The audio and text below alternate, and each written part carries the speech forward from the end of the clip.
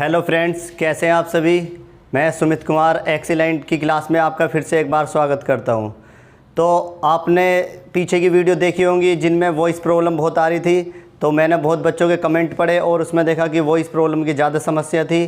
तो कुछ technical fault के कारण वो समस्या थी, अब उसको ठीक कर दिया गया है और आज से आपको एकदम बिल्कुल अच्छी वॉइस में वीडियो, आप सारी वीडियो देख सकते हो। ठीक है, तो आज हम शुरू जो करेंगे वो प्राचीन इतिहास का भाग 7 करेंगे। और इससे पहले हमने देखा था किस तरीके से भारत की राज्य व्यवस्था थी और किस तरीके से भारत में अनेक जो आने वाले समय में भारी शक्ति आएंगी, वो सारी चीज़ धीरे धीरे वो पढ़ते चलेंगे। तो आइए शुरू करते हैं और वीडियो को आप शुरू से अंत तक देखें, तभी आपको बिल्कुल समझ में आएगी। अगर आपने इससे पहले वीडियो नहीं देखी हो तो आप पहले उस वीडियो को देखें, तभी आपको ये वीडियो अच्छे से समझ में आ पाएगी। तो आइए शुरू करते हैं प्राचीन इतिहास का भाग 7।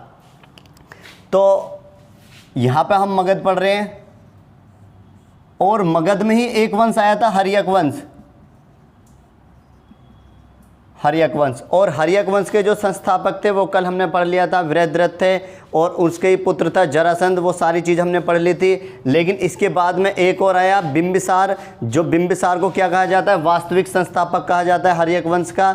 और बिंबिसार का एक पुत्र था, मैंने बताया कल आपने पढ़ा भी था, जिसका नाम था अजातशत्रु।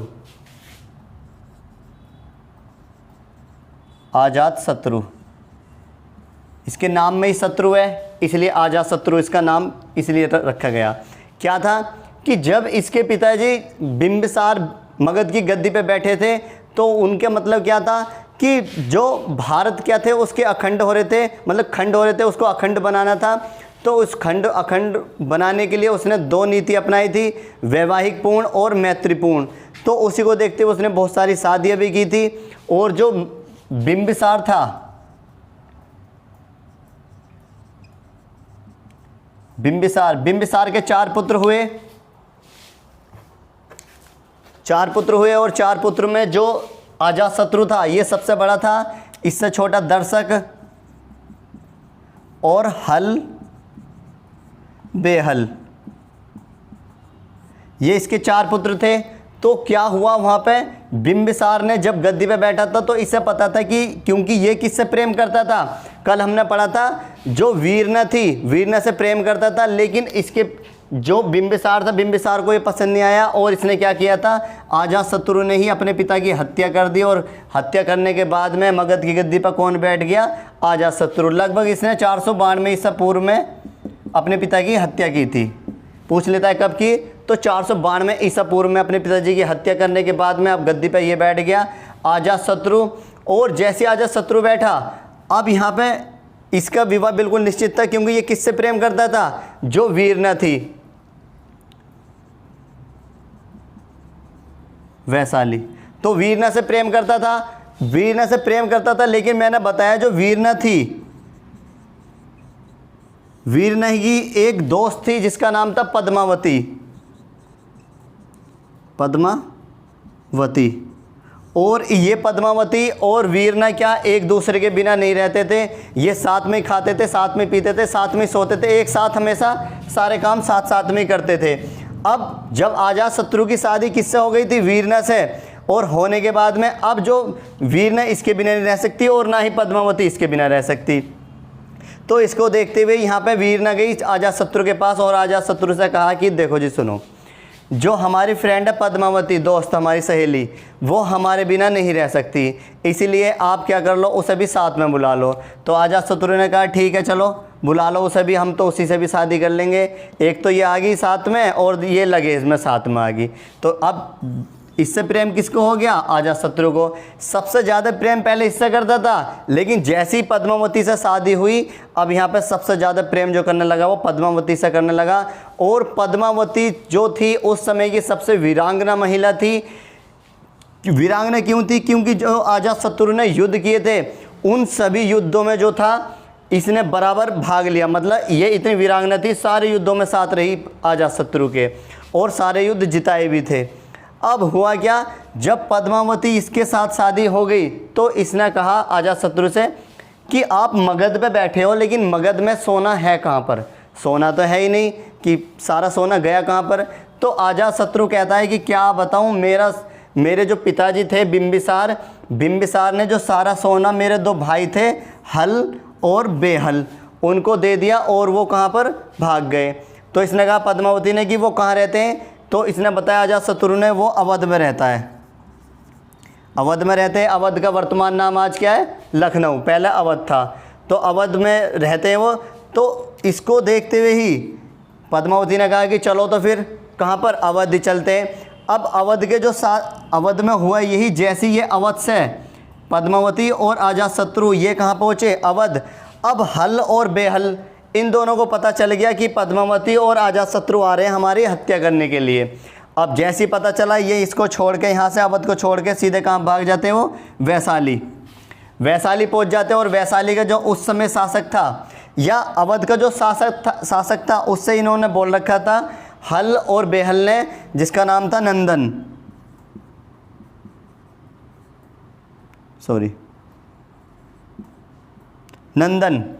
नंदन से इन्होंने बोल रखा था कि आप क्या ले लो, हमारा सारा सोना, आधा सोना ले लो, आधा आप ले लो, आधा हमें दे दो, आप क्या करो, सिर्फ हमारी रक्षा करो। अब इसको देखते हुए उन्होंने क्या करा, नंदन इनकी रक्षा करता था, लेकिन जैसे ही इन्हें पता चला कि ये रक्षा नहीं कर पाएगा और तुरंत ही अवध को छोड़ के कहाँ भाग गए थे, वैशाली। और वैशाली के जो राजा थे उस समय नरेश, वैशाली के राजा नरेश थे।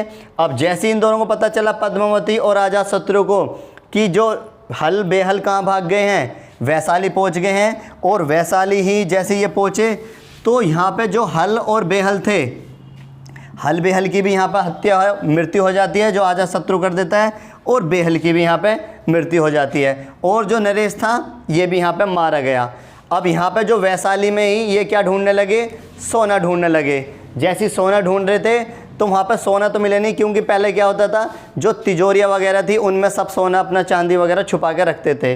तो यहाँ पे वैशाली में सोना ढूंढते रहे, लेकिन सोना नहीं मिल के दिया।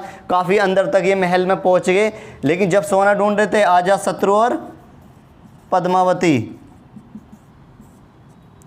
सोना ढूंढ रहे थे, और सोना ढूंढते ढूंढते यहाँ पे वैशाली में ही जो अजातशत्रु था, इसको यहाँ पे एक स्त्री मिली जो यहाँ पे सो रही थी, जिसका नाम था आम्रपाली। आम्रपाली ये क्या थी, यहाँ पर सो रही थी यहाँ पर। अब जो दोनों पद्मावती और अजातशत्रु सोना ढूंढ रहे थे, अब पद्मावती को भी क्या मिल गया था, सोना मिल गया था, और अजातशत्रु को भी क्या मिल गया, सोना मिल गया। ये भी गोल्ड थी, ये गोल्ड थी, और ये भी किस पर लग गई थी, सोने पे लग गई थी, मतलब सोना ढूंढने पे लग गई, मिल गया सोना। और यहाँ पे आम्रपाली और अजातशत्रु यहाँ पे दोनों मिलते हैं, और यहाँ पे क्या कर लेता है, इसमें वैशाली में इससे आम्रपाली से ये शादी कर लेता है अजातशत्रु। और शादी करने के बाद में, लेकिन आम्रपाली ने भी इससे बोल दिया था अजातशत्रु से कि हम शादी कर लेंगे आपसे, लेकिन हमारी एक शर्त रहेगी। शर्त यह है कि हम कभी भी कहाँ नहीं जाएंगे, मगध पे नहीं जाएंगे, इसलिए हम कहाँ पर, यहीं आम्रपाली में ही रहेंगे, वैशाली में ही रहेंगे। तो यहाँ पर अजातशत्रु ने वैशाली की नगर वधू किसको बनाया था, नगर वधू, वो आम्रपाली को वैशाली की नगर वधू बनाया। बहुत अधिक पूछ लेता है कि जो आम्रपाली थी ये कौन थी, तो ये वैशाली की नरवधू थी। ठीक, अब जो इसके पिताजी थे बिंबिसार, इन्होंने जब मगध की गद्दी पे बैठे तो सबसे पहले इन्होंने क्या करा, राजगिरा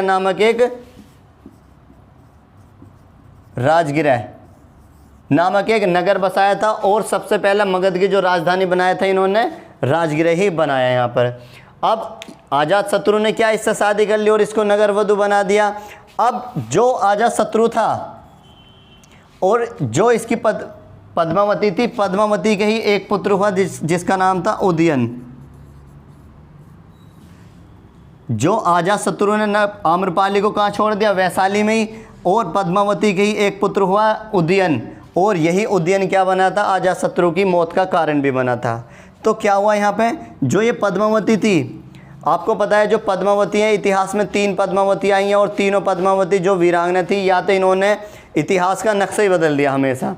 क्योंकि क्या हुआ था, एक तो आपने ये देखी यहाँ पर पद्मावती, इसने क्या कर दिया, पूरे मगध को हिला कर रख दिया था अजातशत्रु के साथ में। पहले प्रेम किससे करता था अजातशत्रु, जो वीरना थी वीरना से करता था, लेकिन क्या हुआ, बाद में क्या हुआ, इससे करने लगा ये पद्मावती से, और पद्मावती ने सारे युद्धों में इसका साथ दिया था। और दूसरी पद्मावती थी, एक राजा थे खारवेल, खारवेल। कलिंग के राजा खारवेल थे और इनकी ही एक पुत्री थी जिसका नाम था पद्मावती।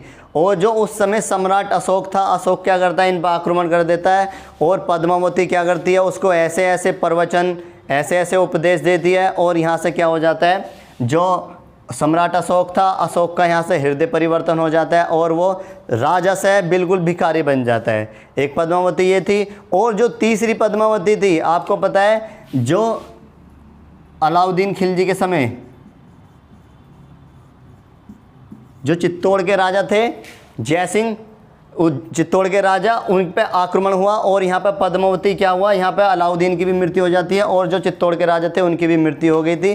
तो यहाँ पे क्या हुआ, अलाउद्दीन क्या था, उस समय बहुत अच्छा शासक था और इसको भी क्या बना दे, यहाँ पर मरा नहीं था ये, लेकिन हाँ बाद में उसके मतलब ज़्यादा सोच विचार में इसकी मृत्यु हो गई थी बाद में जाके।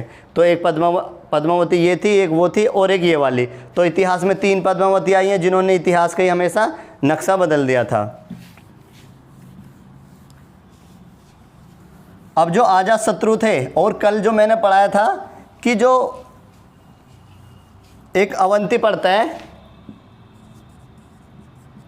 अवंती, और अवंती के जो उस समय राजा थे वो प्रद्योत थे, प्रद्योत। और मैंने कल बताया था आपको, प्रद्योत एक बार बीमार पड़ गए थे और बीमार पड़े जो अजातशत्रु के पिताजी थे बिंबिसार, और बिंबिसार का एक वो वेद था जिसका नाम था जीवक, और जीवक को किसके पास भेजता है, वो प्रद्योत के पास भेज देता है, जो इसको पीलिया नामक एक बीमारी थी और यहाँ पे इसको ये ठीक कर देता है, ठीक हो जाता है बिल्कुल पूरी तरह से। तो यहाँ प्रद्योत कहता है कि मेरी मृत्यु के बाद में अवंती किसमें मिल जाएगी, मगध में मिल जाएगी। तो हुआ यही यहाँ पे अवंती, तो जो बिंबिसार बैठा हुआ था, अजातशत्रु बैठा था, अजातशत्रु गद्दी पे बैठा हुआ था। अब इसने सोचा कि अवंती को किस में मिलाऊंगा, मैं मगध में मिलाऊंगा। अब इसको देखते हुए ये सीधा किसके ऊपर आक्रमण कर देता है, प्रद्योत के। और प्रद्योत उस समय बहुत ज़्यादा बूढ़े हो चुके थे, तो 3 बार आक्रमण हुआ लेकिन तीनों बार में ये इससे हारे नहीं। तो अंत में हुआ यही, प्रद्योत यहाँ पे क्या कहते हैं कि अब मेरे बस की युद्ध लड़ना नहीं है, और ये अंतिम समय में क्या, यहाँ से इसको अवंती को छोड़ के सीधे कहाँ चले जाते हैं, वाराणसी, वाराणसी चले जाते हैं। और वाराणसी में क्या करते हैं, अपना ये बौद्ध धर्म अपना लेते हैं और वहीं पर अपना समय व्यतीत करते हैं। सर्दियों का समय था जब यहाँ पे समय व्यतीत करते हैं, और सर्दी इतनी ज़्यादा लगी यहाँ पे, तो वहाँ पे प्रद्योत की क्या हो जाती है, यहाँ पर मृत्यु हो जाती है। तो ये किसका था, जो इनके ऊपर आक्रमण किया था इसने। तो उसी से ही पहले जब 3 बार आक्रमण किया था अजातशत्रु ने इनके ऊपर, प्रद्योत के, जब 3 बार आक्रमण किया, जो तीसरा आक्रमण था, तो इसने पहली बार भारत में 2 हथियारों का प्रयोग किया गया यहाँ पर, रथमूसल और महाकटक।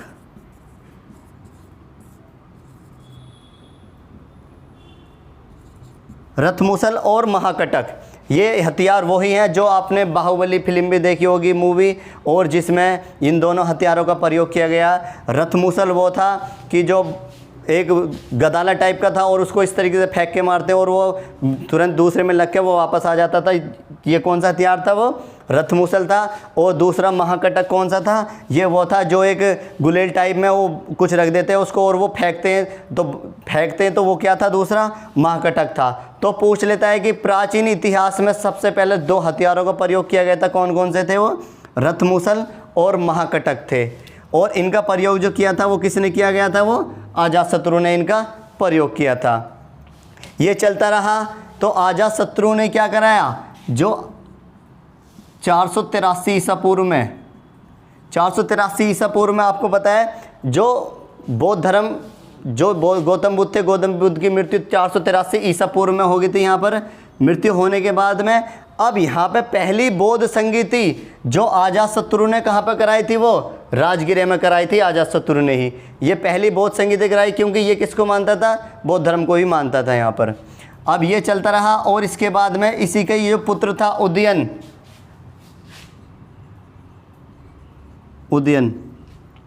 जो उदयन था। अब उदयन जैसे जैसे बड़ा हुआ, अब इसको किसी ने भड़का दिया कि तेरे पिताजी तुझे गद्दी पर नहीं बैठने देंगे।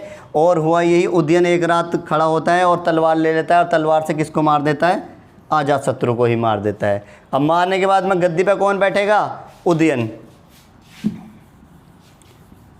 तो मगध की गद्दी पे और हर्यक वंश पे एक और नया शासक बैठा, उदयन। उदयन ये इसने क्या किया, सबसे पहले इसने राजधानी बदल दी। राजधानी क्या बदल दी, जो इसने सबसे पहले एक पाटलिपुत्र, पाटलिपुत्र एक नगर बसाया जो कहाँ पर, गंगा और सोन नदी, गंगा और सोन नदी के तट पर इसने क्या बसाया, एक पाटलिपुत्र एक नगर बसाया। और राजधानी कहाँ से, जो राजगिर थी, राजगिर से राजधानी बदल कर कहाँ कर दी, पाटलिपुत्र इसने राजधानी बदल दी। और इसका एक सेनापति भी था जो अजातशत्रु का भी सेनापति था, जिसका नाम था शिशुनाग। शिशुनाग। तो इसने क्या करा, उदयन ने, जो शिशुनाग था ये अजातशत्रु का भी सेनापति था, तो उदयन को लगा कि ये मेरी हत्या न कर दे, इसलिए ये इसका सेनापति था अजातशत्रु का। और सेनापति से इसको क्या बना दिया, एक सिपाही बना दिया, सिपाही बना दिया। अब कहाँ एक सेनापति था शिशुनाग और सिपाही बना दिया। अब इसको देखते हुए बुरा लगेगा कि मैं एक सेनापति था और क्या बना दिया, मुझको सिपाही बना दिया। तो हुआ यही, इसने शिशुनाग ने बोल दिया था अपने सेना जितने भी सिपाही थे उनसे बोल दिया था कि देखो भाई, इसे किसी भी तरह से आप इसके ऊपर क्या कर दो, आक्रमण कर दो, और बाकी सब मैं देख लूँगा। और हुआ यही, एक रात जो था उदयन अकेला था और सारी सेना आक्रमण कर देती है और शिशुनाग आता है। नाग आने के बाद में इसकी हत्या कर देता है। और हत्या करने के बाद में हर्यक वंश के बाद एक और नया वंश शुरू हो जाता है यहाँ पर, नागवंश। तो मगध की गद्दी पे एक और वंश आया, नागवंश। नागवंश की स्थापना किसने की थी, शिशुनाग ने। पूछ लेता है कि नागवंश की स्थापना किसने की थी, वो शिशुनाग ने की। लेकिन इसने ज़्यादा कुछ खास नहीं किया। लेकिन हाँ, इसका एक प्रतापी शासक, नागवंश का एक प्रतापी शासक आया जिसका नाम था कालाशोक। कालाशोक। और ये कालाशोक ने, इसने एक काम जरूर कराया। इसने जो थी सबसे पहले राजधानी जो थी कहाँ पर, पाटलिपुत्र, इसने पाटलिपुत्र राजधानी से बदल के और कालाशोक ने कहाँ कर दी, वैशाली राजधानी बदल दी। पाटलिपुत्र इसने, कालाशोक ने नागवंश की जो स्थापना की थी वो शिशुनाग ने की थी। और शिशुनाग की मृत्यु के बाद एक और शासक बना नागवंश का और सबसे प्रतापी राजा था वो कालाशोक था। इसने सबसे पहले राजधानी जो थी पहले पाटलिपुत्र थी, पाटलिपुत्र से राजधानी बदल के इसने कहाँ कर दी, वो वैशाली कर दी। वैशाली बदलने के बाद में, और कालाशोक किसको मानता था, बौद्ध धर्म को मानता था, बौद्ध धर्म को मानता था। और इसने सबसे पहले क्या करा यहाँ पर, इसने दूसरी बौद्ध संगीति लगभग 383 ईसा पूर्व में कहाँ पर कराई, वैशाली में। तो पूछ लेता है कि दूसरी बौद्ध संगीति किसने कराई थी, तो कालाशोक ने कराई थी। कहाँ पर, वैशाली में 383 ईसा पूर्व में। ये चलता रहा।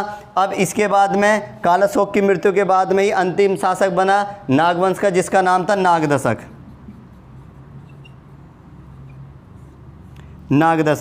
और नागदशक का एक सेनापति था जिसका नाम था महापद्मानंद।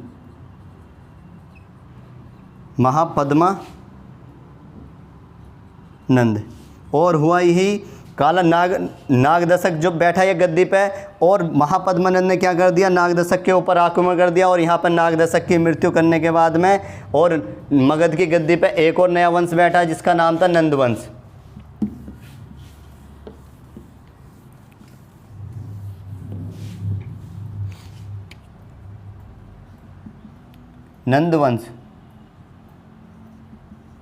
नंदवंश की स्थापना किसने की थी, महापद्मानंद ने।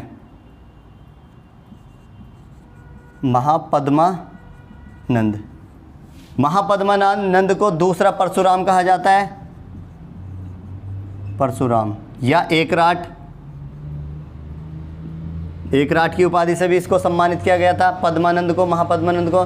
तो हुआ यही, जब नंदवंश जो था ये महापद्मानंद, जो पहले क्या था मैंने आपको बताया, भारत के अन्य टुकड़े थे, लगभग 16 महाजनपद थे। ये महापद्मानंद एक ऐसा शासक था, इसने 16 महाजनपदों को जो अखंड हो रहे थे खंड हो रहे थे, सॉरी खंड हो रहे थे, उनको खंड खंड को क्या बना दिया इसने, अखंड कर दिया था।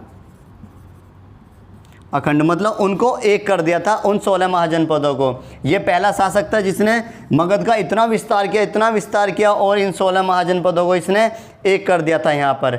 जब इसने एक कर दिया था, अब इसी के ही बाद में नंद वंश के ही बाद में महापद्मानंद का ही एक पुत्र था जिसका नाम था घनानंद, या धनानंद भी आ जाता है,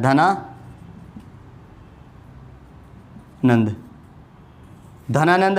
अब हुआ यही यहाँ पे महापद्मानंद की मृत्यु के बाद में इसी का ही पुत्र जो था कौन, धनानंद, यहाँ पे ये गद्दी पे बैठ जाता है। और धनानंद गद्दी पे बैठ जाता है। और ये क्या था धनानंद, इसका सिर्फ एक ही काम था।